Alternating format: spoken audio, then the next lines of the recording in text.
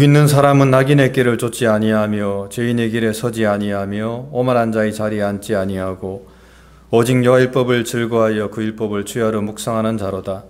저는 시냇가에 심은 나무가 시새로 쫓아 가시를 맺으며 그 잎사귀가 마르지 아니함 같으니 그 행사가 다 형통하리로다. 악인은 그렇지 않음이요 오직 바람에 나는 겨와 같도다. 그러므로 악인이 심판을 견디지 못하며 죄인이 의인의 해중에 들지 못하리로다. 대저 의인의 길은 여호와께서 인정하시나 악인의 길은 망하리로다. 아멘. 다 같이 신앙 고백하겠습니다. 전능하사 천지를 만드신 하나님 아버지를 내가 믿사오며 그 외아들 우리 주 예수 그리스도를 믿사오니 이는 성령으로 잉태하사 동정녀 마리아에게 나시고 본디오 빌라도에게 고난을 받으사 십자가에 못 박혀 죽으시고 장사한 뒤 사흘 만에 죽은 자 가운데서 다시 살아나시며 하늘에 오르사 전능하신 하나님 우편에 앉아 계시다가 저리로서 산 자와 죽은 자를 심판하러 오시리라. 성령을 믿사오며 거룩한 공예와 성도가 서로 교통하는 것과 죄를 사하여 주시는 것과 몸이 다시 사는 것과 영원히 사는 것을 믿사옵나이다. 아멘. 찬송가 198장 새 찬송 264장입니다.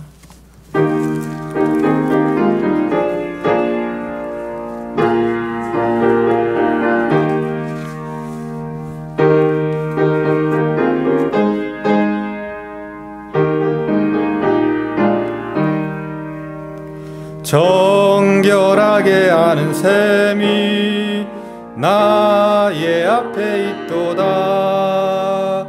성령께서 권고하되 죄 쓸쓸하 하시네.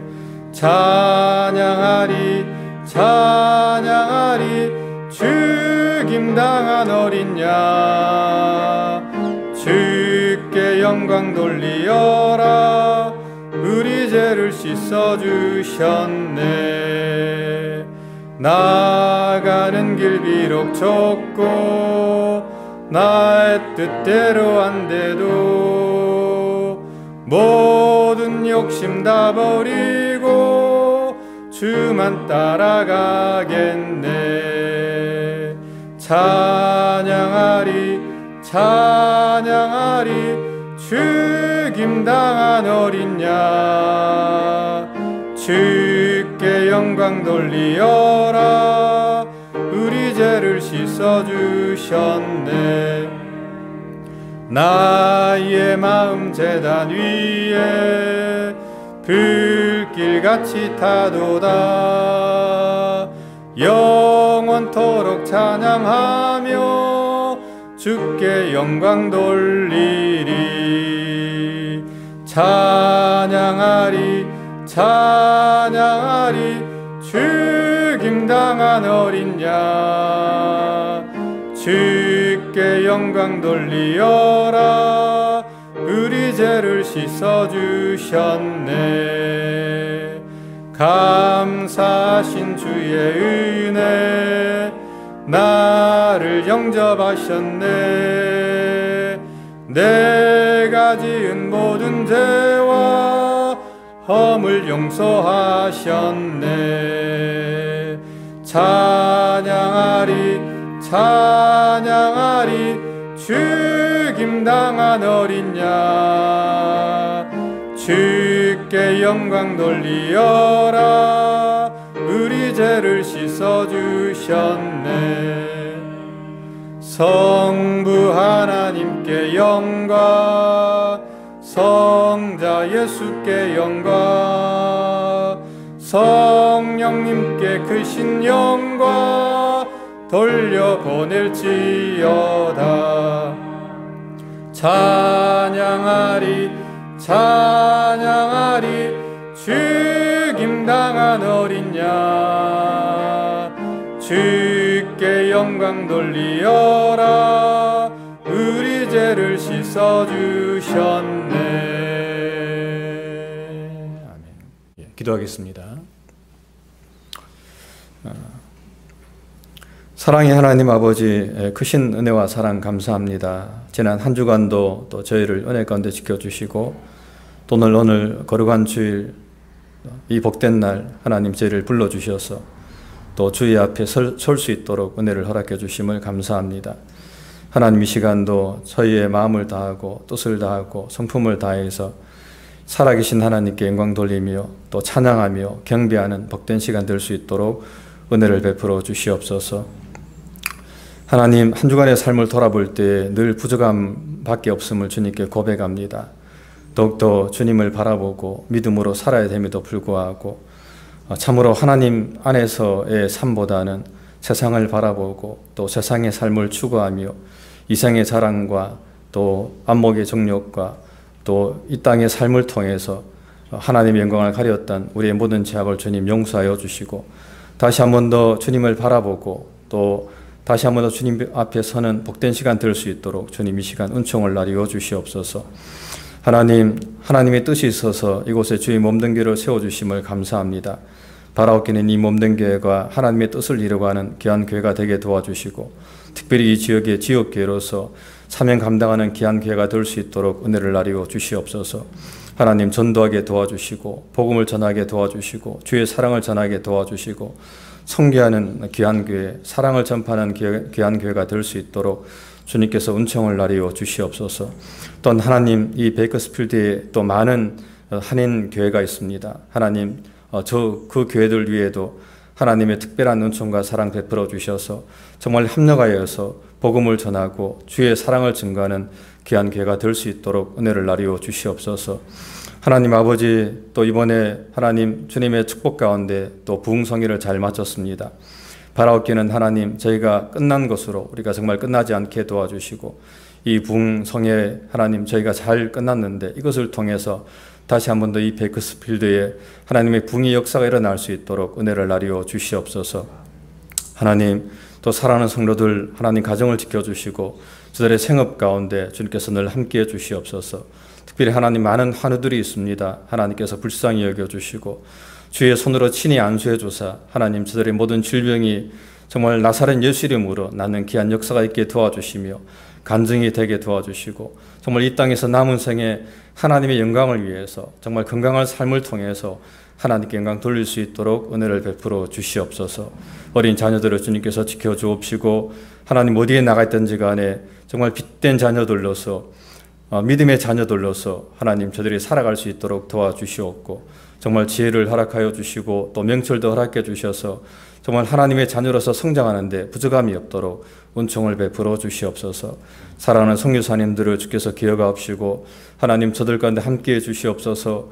더욱더 성령 가운데 하나님 붙들어 주옵시고 하나님 늘 말씀 가운데 저들이 든든하게 설 수 있도록 인도해 주시고 힘들고 열악한 환경이지만은 그 가운데서도 주의 복음을 증거하며 주의 사명을 감당하는데 조금도 부족함이 없는 귀한 선교사님들 되게 은총을 나리워 주시옵소서. 하나님 그것을 위해서 저희가 더욱더 깨어서 기도하게 도와주시고 또 물질로 후원할 수 있도록 은혜를 베풀어 주시옵소서. 하나님 이 시간에 또 목사님 귀한 말씀 증거합니다. 준비한 말씀 가운데 주님 기름을 부어주시고 정말 그 말씀 저희가 아멘으로 화답하게 도와주시고 그 말씀을 통해서 또 한 주간도 승리할 수 있도록 은총 나려 주시옵소서. 하나님 아버지의 크신 은혜와 사랑 감사하고 사랑 많으신 예수님 이름 받들어 간절히 기도드립니다. 아멘.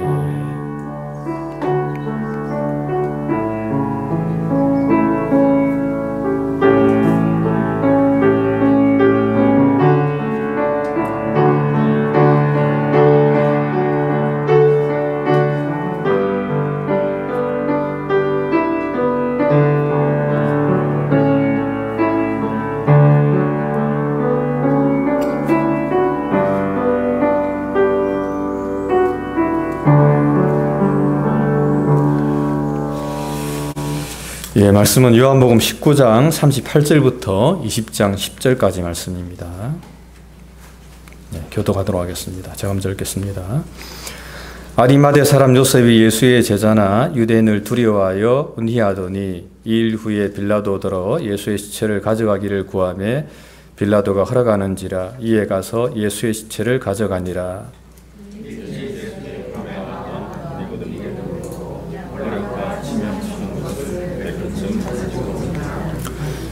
이에 예수의 시체를 가져다가 유대인의 장례법대로 그 향품과 함께 세마포로 쌌더라.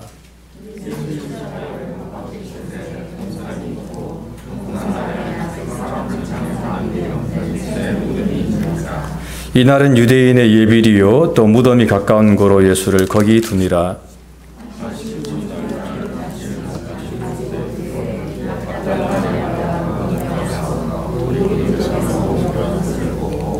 시몬 베드로와 예수의 사랑하시던 그 다른 제자에게 달려가서 말하되 사람이 주를 무덤에서 가져다가 어디 두었는지 우리가 알지 못하겠다 하니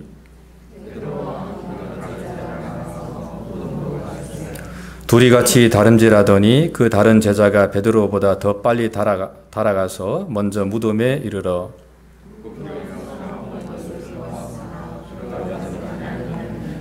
시몬 베드로도 따라와서 무덤에 들어가 보니 세마포가 놓였고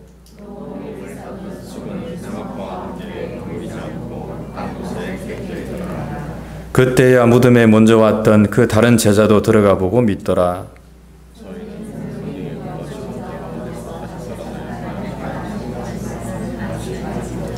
같이요. 이에 두 제자가 자기 집으로 돌아가니라. 아멘. 예, 죽음 앞에 드러난 믿음이라는 제목으로 말씀 전해 주시겠습니다.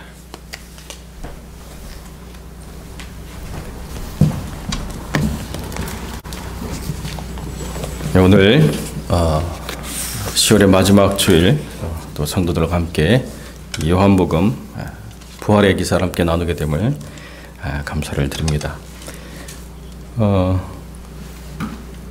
제가 요한의 관점이 굉장히 독특하고 공관복음과는 전혀 다른 차별화된 그런 말씀이다라고 하는 얘기를 계속 드렸습니다. 오늘 본문의 말씀은 주님의 빈 무덤을 보고 그 빈 무덤 앞에서 어떻게 해야 될지를 알지 못하는 두 제자와 그 무덤으로 주님의 죽으신 그 몸을 장사해서 보낸 또 다른 두 명의 먼저 등장하는 제자의 그 모습들을 비교하면서 죽음 앞에 우리가 준비해야 될 믿음이 무엇이냐라고 하는 것을 함께 묵상하는 시간을 갖도록 하겠습니다. 어렵고 힘든 상황이 닥치게 되면 그때 비로소 빛을 발하는 게 바로 믿음이죠. 어렵고 힘들기 때문에 그 힘든 상황들을 가지고 주님 앞에 나와서 그 믿음의 능력을 경험하는 사람들이 있는가 하면 힘들고 어렵기 때문에 믿음이 무너져 버려서 신앙을 떠나거나 아니면 신앙에서 퇴보하거나 또는 하나님과 벽을 쌓는 일을 벌이는 그런 경우도 분명히 있죠. 어떤 여자분이 나와서 간증을 하는데 남편이 결혼한 지 1년 만에 뇌출혈로 쓰러져 가지고 너무 힘든 시간들을 보내고 있는데 믿음 너무 좋았던 하나님의 사람이었는데 하루는 너무 힘들고 어려워가지고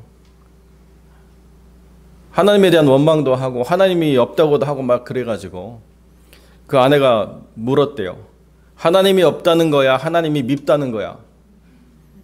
둘 중에 하나를 해야지.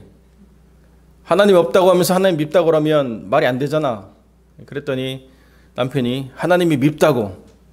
그럼 감사하네. 하나님이 있다는 걸 믿은 거니까.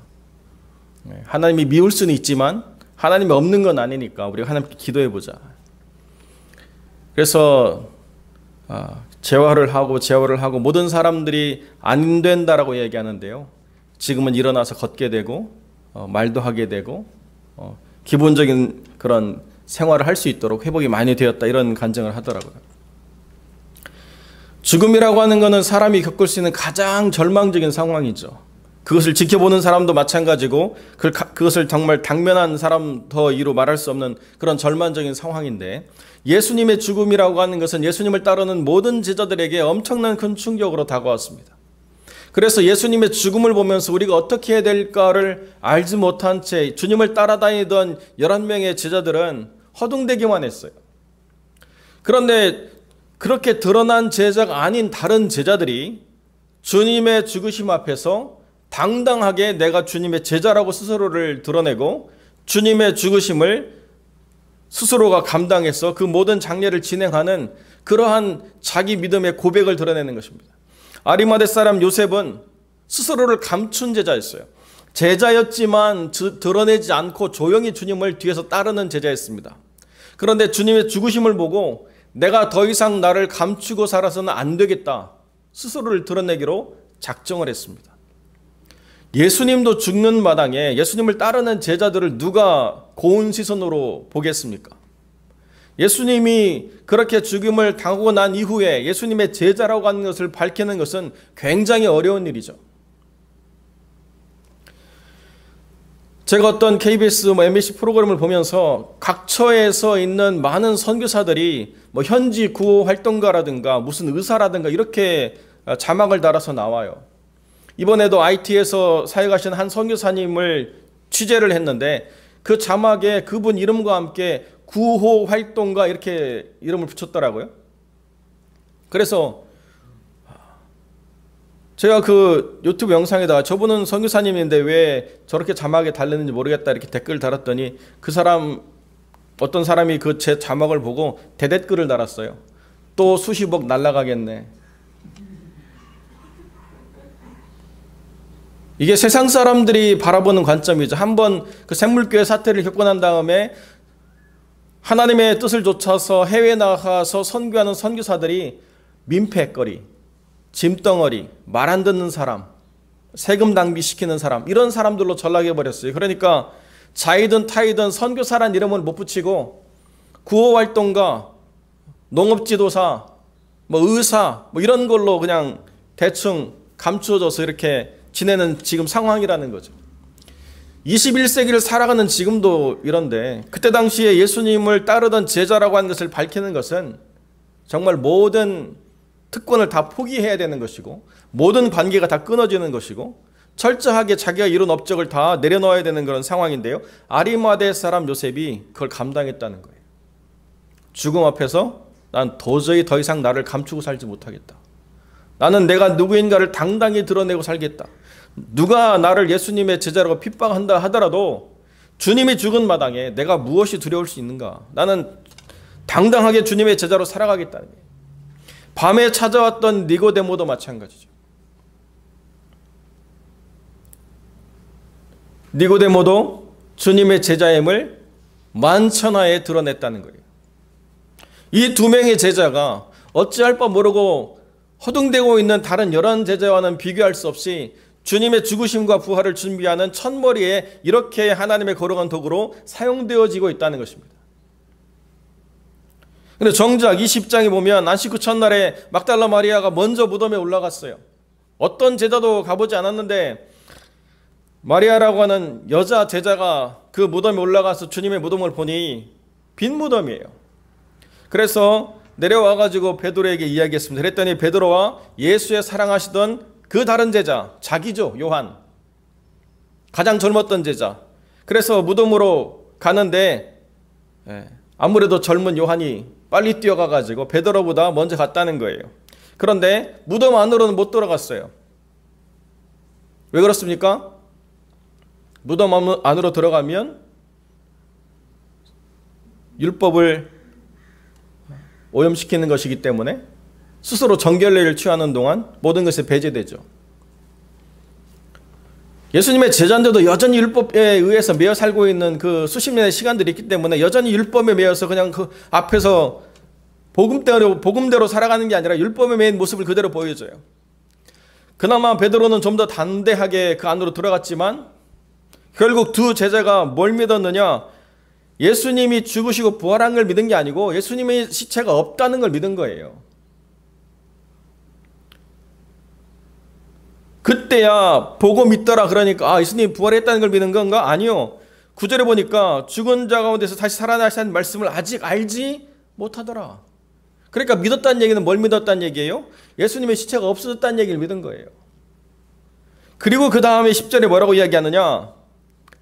두 제자가 자기 집으로 갔더라. 여러분 한번 생각해 보세요. 그럴 일이 없지만 그런 상황이 발생했다라고 생각해 보면 그 예수님의 시체를 그 사랑하는 제자들이 어떻게든지 찾고자 하는 마음이 1도 없었을까요? 아니, 모르던 사람도 아니고 3년 동안 예수님과 따라다니는 사람이, 더군다나 요한은 예수님의 사촌동생인데 예수님의 시체가 없어졌다라고 이야기할 때 그 예수님의 시체를 찾고자 하는 그런 노력이나 어떤 행위가 전혀 없이 집으로 가버렸어요.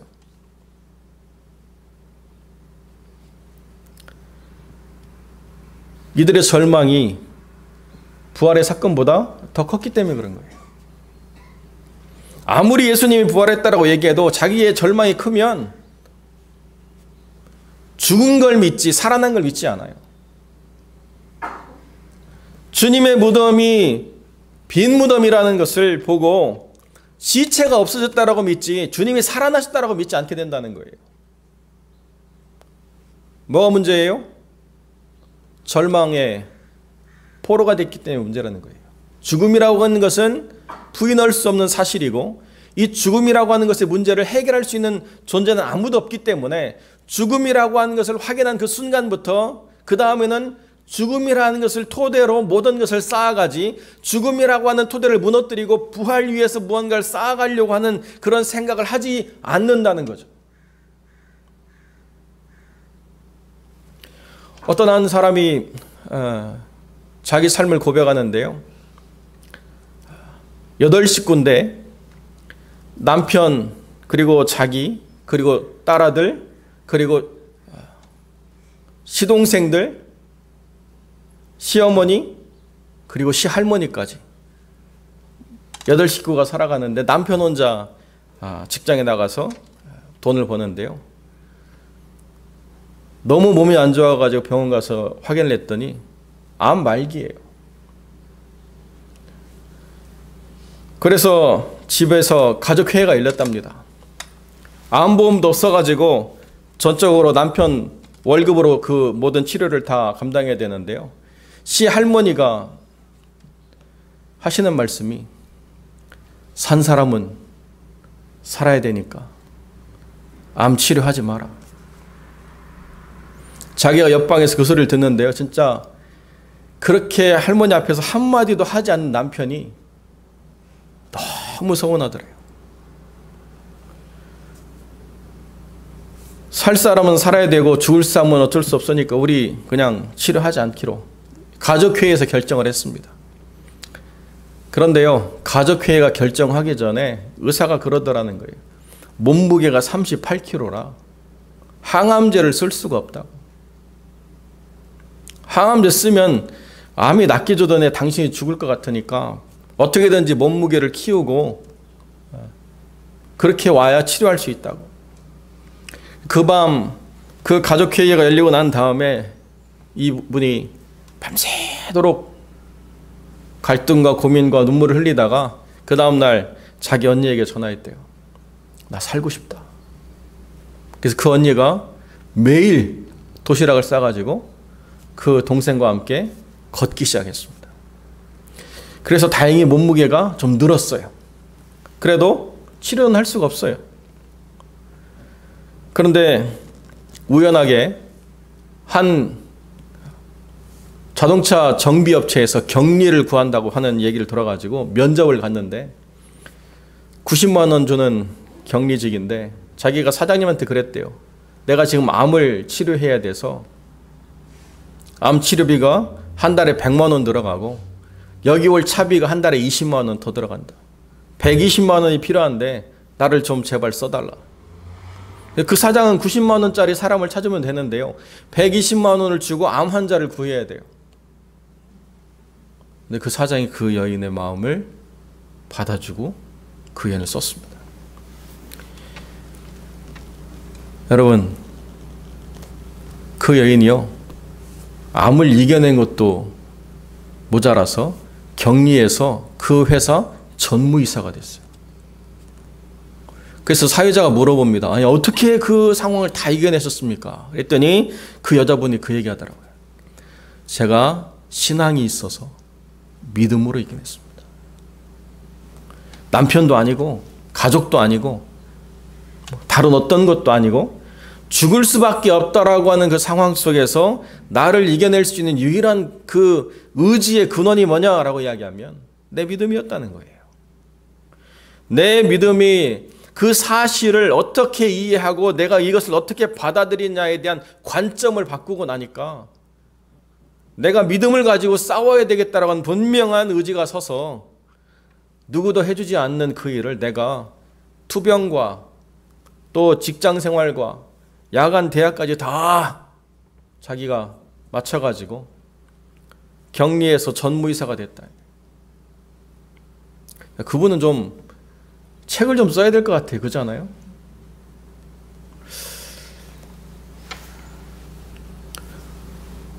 팩트와 true는 다르죠. 사실이라고 하는 것과 그 사건의 실체를 어느 한 단면을 보여주는 팩트라고 하는 것은 전혀 다른 거예요. 어떠한 상황 가운데에서 우리가 그것을 어떻게 이해할 것이냐라고 하는 것의 가장 중요한 해석의 관점이 뭐냐, 그걸 바라보는 눈이 뭐냐라고 이야기하면 하나님께서 뭐라고 말씀하셨는가, 이게 가장 중요한 거죠. 많은 사람들이 예수님의 죽음 앞에서 다 끝났다라고 생각했습니다. 많은 사람들이 예수님의 죽음 앞에서 더 이상 믿고 의지할 것이 없는 상황이 되어버렸다라고 그렇게 인식을 했습니다. 그런데 모든 사람들이 다 그렇게 살아가는 게 아니라는 거예요. 그 중에는 분명하게 이 상황을 믿음으로 내가 이해하고 믿음 안에서 내가 이것을 분명하게 결단해야겠다라고 마음먹는 사람들이 있는데요. 그런 상황이 되니까 진짜 예수 믿는 삶을 살기로 작정한 사람들의 모습이 안 드러낼래야 안 드러낼 수가 없다는 거예요. 요한복음에서 그렇게 말하는 참 제자, 내 말이 너희 속에 거하면 참 제자가 되고 진리를 알지니 진리가 너희를 자유케 하리라는 그 말씀이 삶에서 분명하게 드러나는 중요한 사건이 그 현장 가운데 드러나고 있다는 거예요. 진리를 알았고 진리로 말미암아 사망의 그 모든 속박으로부터 자유케 된 이가 하나님 말씀을 붙잡고 나니까 주님의 참 제자가 되어서 이제 주님의 제자로 살기로 결단하는 모습을 드러나게 되었다. 아무리 주님 많이 따라다니고요, 아무리 주님의 이름으로 기적을 행하고, 아무리 주님의 제자로서 영광을 누리고 뭐 권세를 누리고 이름을 얻고 뭘 다 했다 할지라도 그건 별로 중요하지 않다. 요한은 자기 부정을 하는 거예요. 제일 중요한 게 뭐냐? 주님의 죽으심과 부활을 내 삶 속에서 맛보고 경험하기로 작정하는 거예요. 이게 가장 중요하죠. 아무리 성경을 많이 안다라고 이야기하고 아무리 내가 신앙생활을 오래 했다라고 이야기해도 정말 주님의 죽으심과 부활 앞에서 내가 부인할 수 없는 참 주님의 제자냐? 라고 하는 그 질문 앞에 자기를 분명하게 드러내야 된다라고 하는 것을 요한은 자기의 실패를 통해서 자기를 따르는 교회 공동체에 분명히 전하고 있다는 거예요. 감추을 수 있는 자기의 부족한 모습인데요, 드러내 보이는 이유가 무엇입니까? 내가 한 번은 실패했지만 그 이후로 나는 결코 실패하지 않았다는 거예요. 내가 한 번은 허둥대고 경황 중에 내가 어떻게 해야 될지를 알지 못하는 모습을 드러내는 부족하고 연약한 모습이 있었지만은 그 이후로는 내가 주님의 참 제자가 되어서 주님이 살다 오라고 하신 모든 인생의 날들 하루하루를 믿음으로 채우고 살아왔다는 거예요. 이게 주님 안에서 지금 요한이 자기의 기록을 담아내는 그 복음의 중요한 목적이죠. 이 말씀을 보고 믿어라. 이 말씀에 붙잡힌 바가 되어라. 이 말씀으로 살아나라. 이 말씀으로 주님의 참 제자가 되라. 분명하게 우리에게 이야기해 주고 있다는 겁니다. 저는 개인적으로 이사야 한 장 한 장 묵상하면서 이사야가 지금 겪고 있는 그 상황 가운데의 이사야의 모습을 보면서 요한의 복음과 이렇게 참 많이 오버랩이 돼가지고 제가 계속 그 부흥의 기간에 그 이사야의 말씀을 묵상하면서 기도를 했습니다. 여러분, 좀 불편하시지만은 제가 일부러 PPT를 오늘 준비 안 했는데요. 한번 찾아보십시오. 이사야 8장 17절.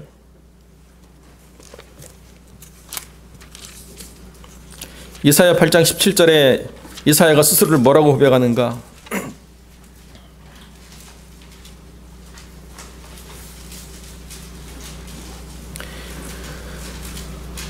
찾으셨으면 우리 함께 한번 읽어봅시다. 이제 야곱 집에 대하여 낯을 가리우시는 여호와를 나는 기다리며 그를 바라보리라. 주님이 지금 영광을 막 드러내시려고 해서 막 내가 주님을 바라보는 게 아니고요. 야곱의 집에 그 얼굴을 가리우시는 하나님, 그 하나님을 나는 기다리고 나는 바라보리라. 이렇게 지금 이사야가 고백하고 있습니다. 왜? 하나님께서 이사야의 마음에 다 감동을 주셔서 하나님 어떻게 야곱의 집을 무너뜨리실 것인가에 대한 분명한 이야기를 하고 계신 거예요. 하나님께서 야곱의 모든 그 족속들에게 그 얼굴을 가리우시고 그 기도를 외면하시고 그 예배를 받지 않으시고 주님이 스스로를 감추신다라고 말씀하신다는 거예요. 그 절망, 그 무서움, 하나님이 얼굴을 가리우시는 것에 대한 절망을 한번 경험하면요, 그것보다 무서운 게 없어요. 그 어디를 찾아봐도 하나님의 얼굴을 찾을 수 없다라고 하는 절망만큼 가장 큰 절망이 이 신앙인에게 있어서는 정말 비교할 수 없는 절망이거든요. 그런데 이사야가 뭘 결정했느냐? 나는 기다리고 나는 바라보리라. NIV 성경은 바라본다라는 말을 I will put my trust in him. 내 신뢰를 그분 안에 두리라. 이렇게 이야기하고 있어요. 주님이 외면을 했는데 나는 내 전적인 신뢰를 주님께 두겠다. 그리고 나는 주님을 기다리겠다. 여러분, 그런데요, 12장 2절 3절 뭐라고 되어 있습니까? Behold, 보라, 하나님은 나의 구원이시니 내가 의뢰하고 두려움이 없으리니 주 여호와는 나의 힘이시고 나의 노래시며 나의 구원이심이라. 그러므로 너희가 기쁨으로 구원의 우물들에서 물을 기르리로다. 이게 주님을 기다리고 주님을 바라보는 자가 고백할 수 있는 위대한 선언이죠. 주님이 우리를 외면하신다고 할지라도 내가 주님을 바라보고 주님을 기다리면 반드시 우리가 경험한 때가 있는데 Behold, 보라, 내가 선포할 수 있다는 거예요. 하나님은 나의 구원이시라. 하나님은 나의 구원이시라. 이게 한글 성경으로는 이렇게 우리가 표현하는데요, 유대인들은 이 성경을 보면 바로 복음을 떠올려요. 엘 예슈아티, 나의 하나님은 예수님이다. 문자적으로 그렇게 돼 있어요. 하나님은 나의 구원이시다 이렇게 되지만 예슈아라고 하는 게 구원도 되지만 뭐예요? 예수님이죠. 하나님은 나의 예수님이다.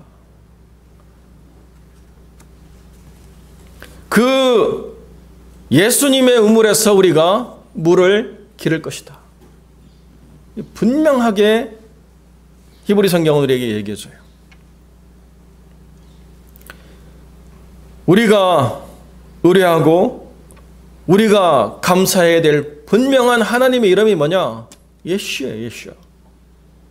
내 하나님의 예수라고 고백할 수 있는 모든 자들은 그 어떤 삶의 자리에서 두려워할 이유가 없고 그 어떤 상황 가운데서도 하나님의 이름을 찬양하고 그 하나님의 구원의 우물들, 마르지 아니하는 그 생수의 물에서 우리가 영원히 목마름의 문제를 해결할 수 있는 그러한 하나님으로 예수님이 우리에게 허락되어졌다. 이사야가 분명히 우리에게 선언해 주고 있다는 거죠. 우리가 언제까지 기다려야 돼요?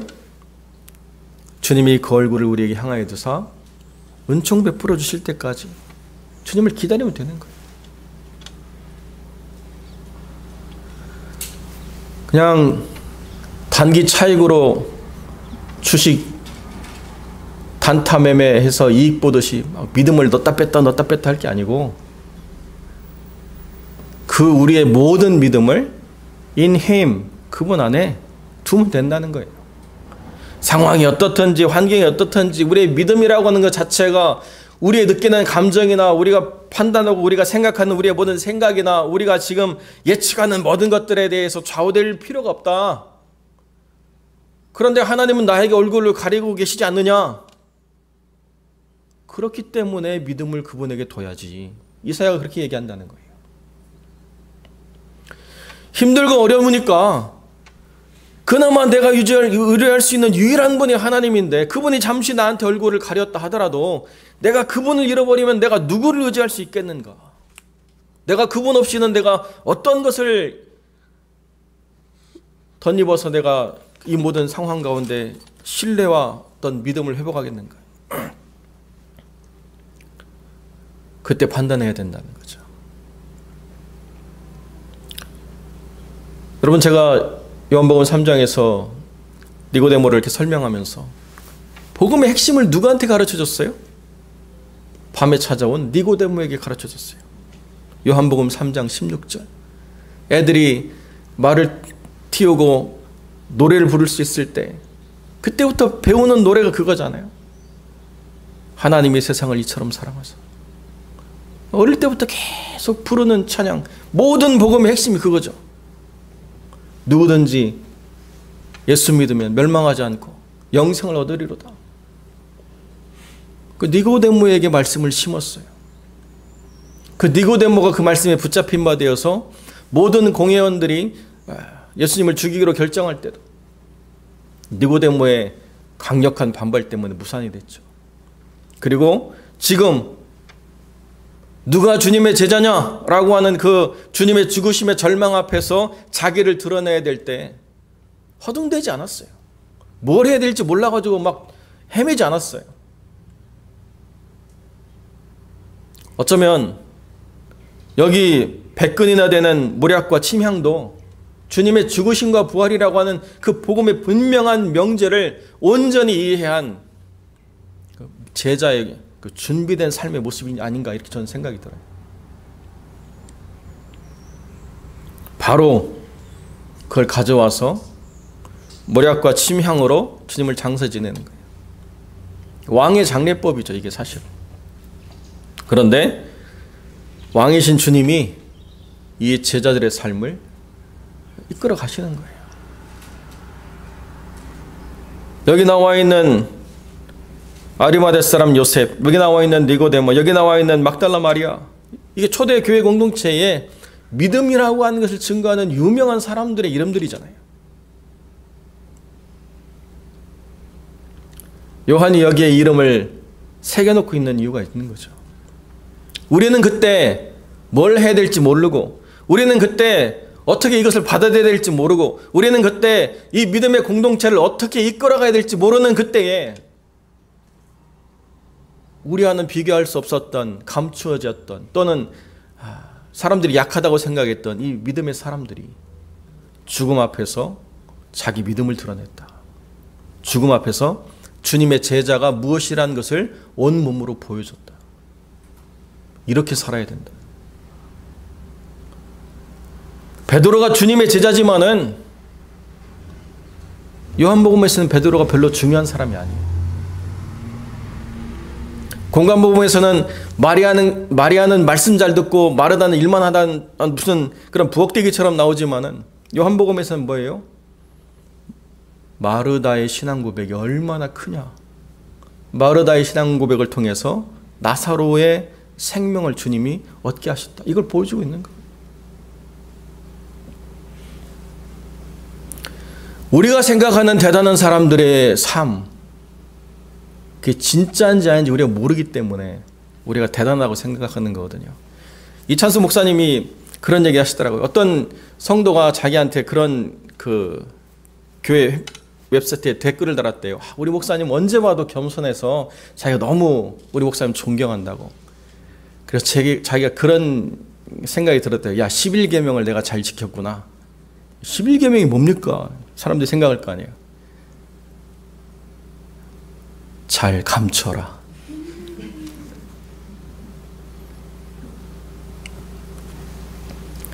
자기도 성공한 목사로서 많은 사람들의 존경을 받는 사람으로서 불쑥불쑥 올라오는 교만의 그 쓴뿌리들이 있다는 거예요. 그걸 꺾으려고 얼마나 자기가 노력하는지를 말할 수가 없대요.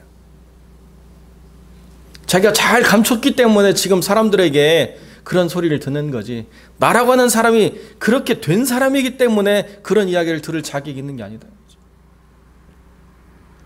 우리는 우리의 호불호로 판단하고 우리의 생각으로 우리가 옳음과 그름을 우리가 다 안다라고 정죄하고, 우리가 생각할 때 높은 사람, 우리가 생각할 때 낮은 사람 다 우리 중심으로 우리가 이야기하지만 주님은 그렇게 판단하지 않는다는 거예요. 아무리 주님 곁에서 아무리 대단한 믿음의 고백을 하고 아무리 주님의 언약을 받은 위대한 사람이 있다 하더라도 주님의 죽으심과 부활 앞에서 무너지느냐 아니냐의 차이가 드러나게 될 때, 그때 진짜가 나오는 거다. 사랑하는 성도 여러분, 큰 게 중요한 게 아니고 진짜인 게 중요하죠. 이게 믿음의 핵심이에요. 우리는 늘 언제나 진짜가 되려고 하는 그 핵심에서부터 우리의 관점과 생각이 벗어나는 그러한 경향을 갖고 있습니다. 그런데 복음은 우리에게 뭘 가르쳐 주느냐? 그건 중요한 게 아니에요. 진짜인 게 중요한 거예요.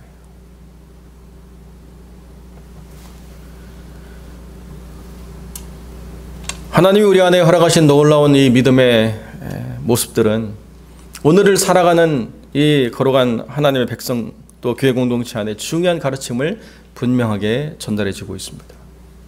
우리가 생각하는 사실, 우리가 생각하는 진짜, 우리가 생각하는 가치, 우리가 생각하는 그 어떤 무엇보다도 주님을 따르려고 하는 제자됨의 분명한 믿음의 고백이 더 능력이 있고 더 위대하고 더 귀한 것이다.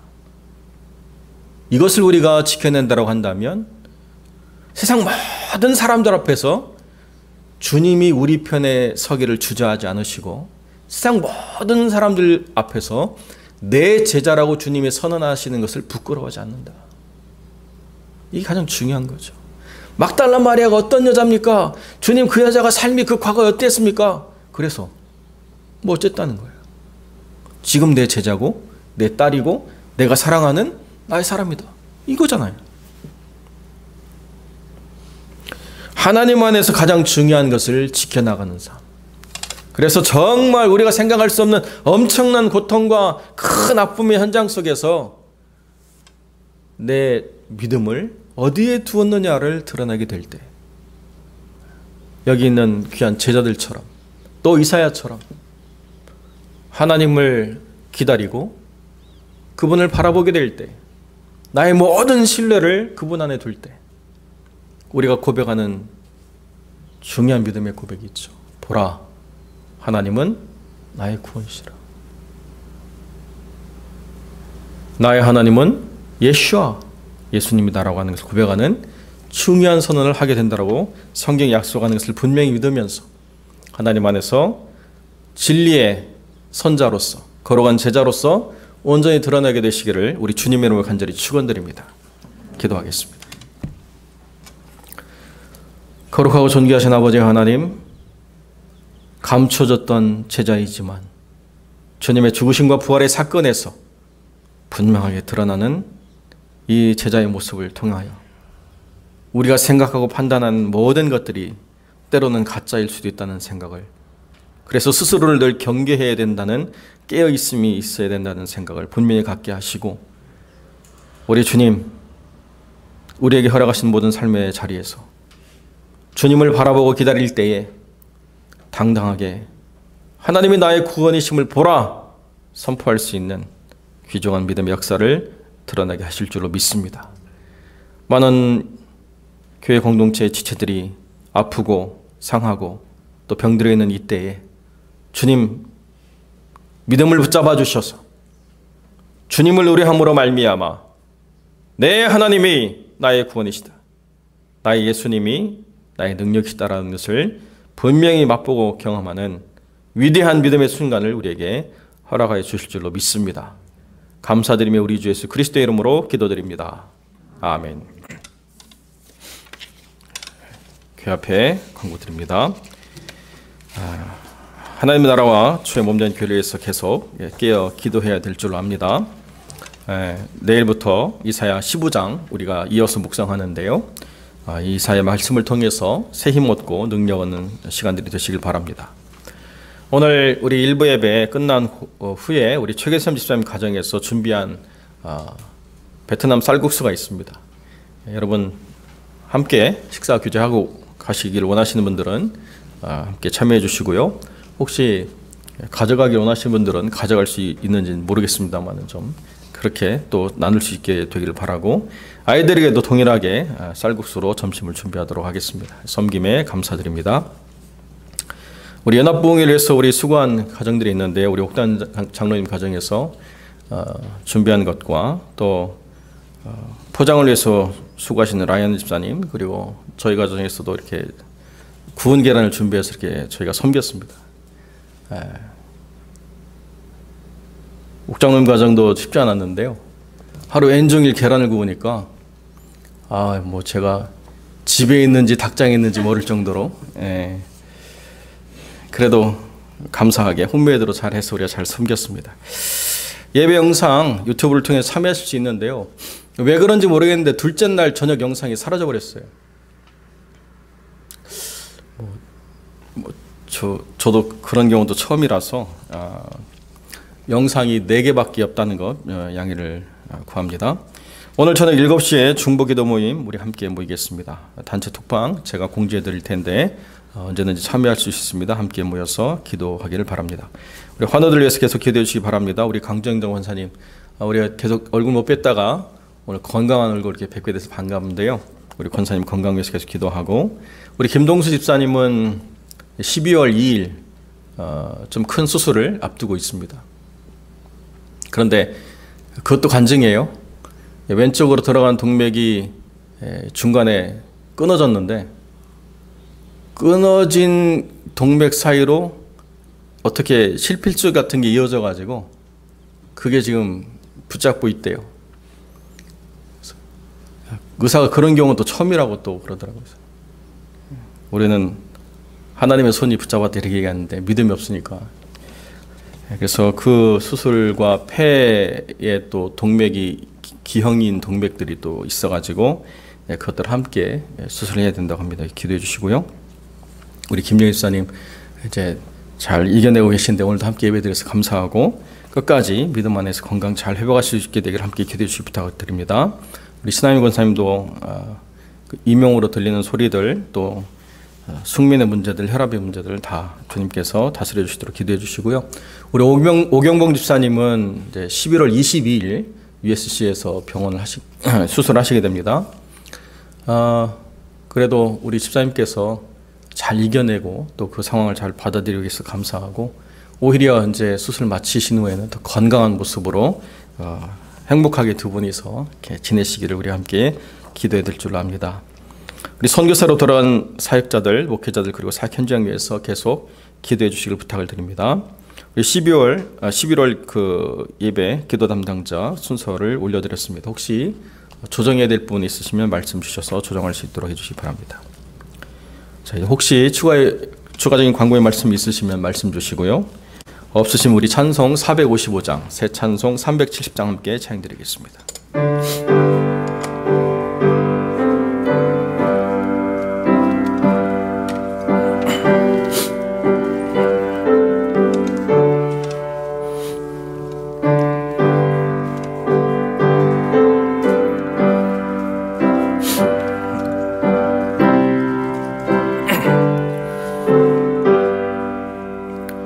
주 안에 있는 나에게 딴 근심이 있으랴. 십자가 밑에 나가 내 짐을 풀었네. 주님을 찬송하면서 할렐루야 할렐루야. 내 앞길 멀고 험해도 나 주님만 따라가리. 그 두려움이 변하여 내 기도 되었고 전날의 한숨 변하여 내 노래 되었네. 주님을 찬송하면서 할렐루야 할렐루야. 내 앞길 멀고 험해도 나 주님만 따라가리. 내 주는 자비하셔서 늘 함께 계시고 내 궁핍함을 하시고 늘 채워주시네.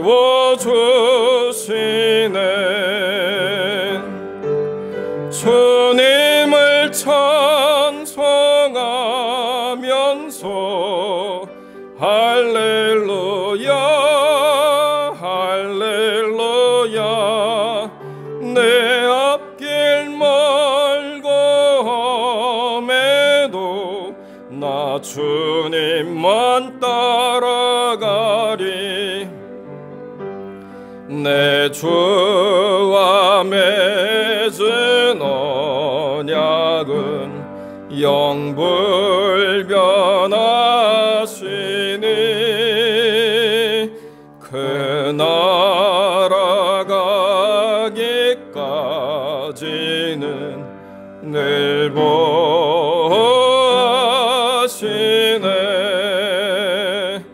주님을 찬송하면서 할렐루야 할렐루야. 내 앞길 멀고 험해도 나 주님만 따라가리. 아멘. 이 시간 우리 함께 통성으로 기도할 때에 우리 환우들을 위해서 함께 기도하겠습니다. 우리 강정자 권사님, 김동수 집사님, 김영애 집사님, 신한미 권사님, 오경봉 집사님, 5분을 놓고 이 시간 함께 다 같은 목소리로 통성으로 기도드리겠습니다.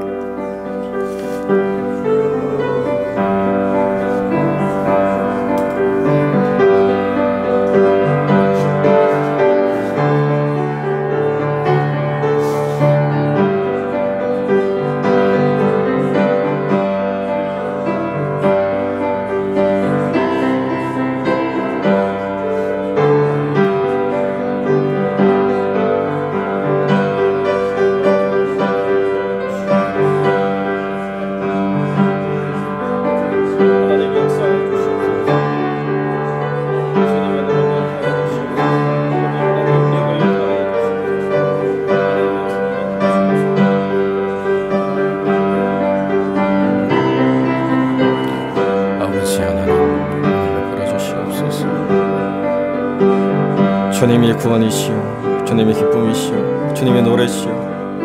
그 구원의 샘물에서 영원한 생명을 우리에게 허락하시는 하나님이심을 분명히 경험할 수 있도록 하나님의 역사에 주옵소서.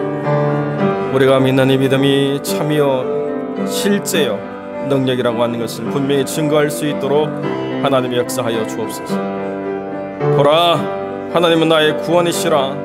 그래 믿음으로 선포하며 그 도우심을 바라고 그 하나님의 얼굴을 구할 때 하나님 우리를 부끄럽게 하지 않으실 줄로 믿습니다. 하나님께서 손을 내밀어 하나님의 도우심을 기하는 심령들에게 하나님의 은총을 충만하게 채워줄 줄로 믿습니다. 하나님 역사하여 주시옵소서.